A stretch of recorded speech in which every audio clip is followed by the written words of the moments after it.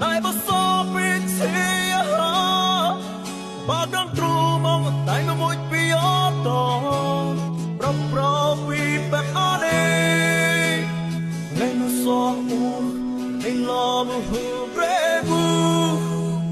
cho pi ra trong đây someday we'll be holding no nay bao so đó bị biết chi riêng chân tôi lên ba linh chú về vì khó tiêu mệt mỏi cho nay khó bay ray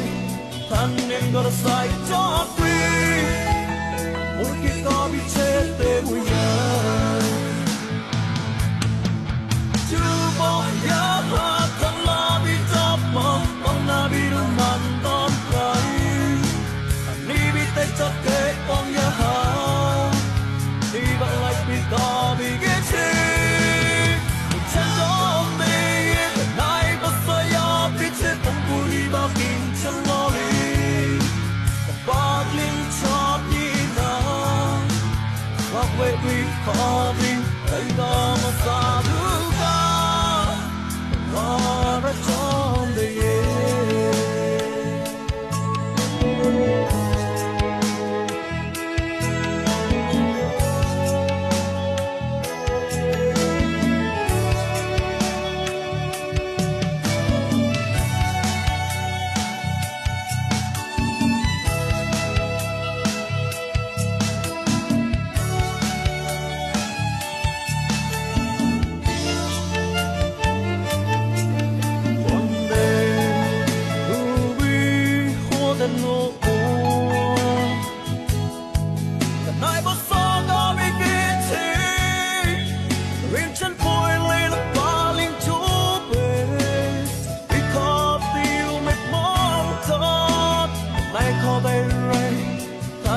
có sai cho quy mỗi khi có bị chết về mùi nhai như một nhớ hoa thân là bị chấp mong ông là bị đủ mặn đón tay đi bị tê chấp tê bóng nhà hào đi bằng lại bị có bị ghét chi sẽ cho mình nay bao giờ ya bị chết bóng vui đi bao kinh chẳng lo đi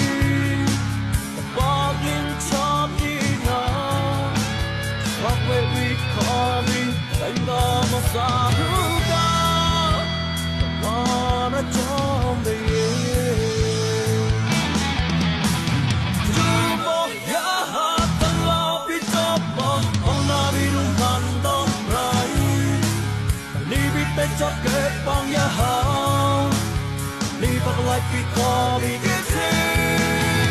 chẳng có mê nay bao giờ ya bị chết bóng vui đi bao kinh chân lo đi bao kinh chóp nhìn thao và quay bị khó đi đánh đó mà ra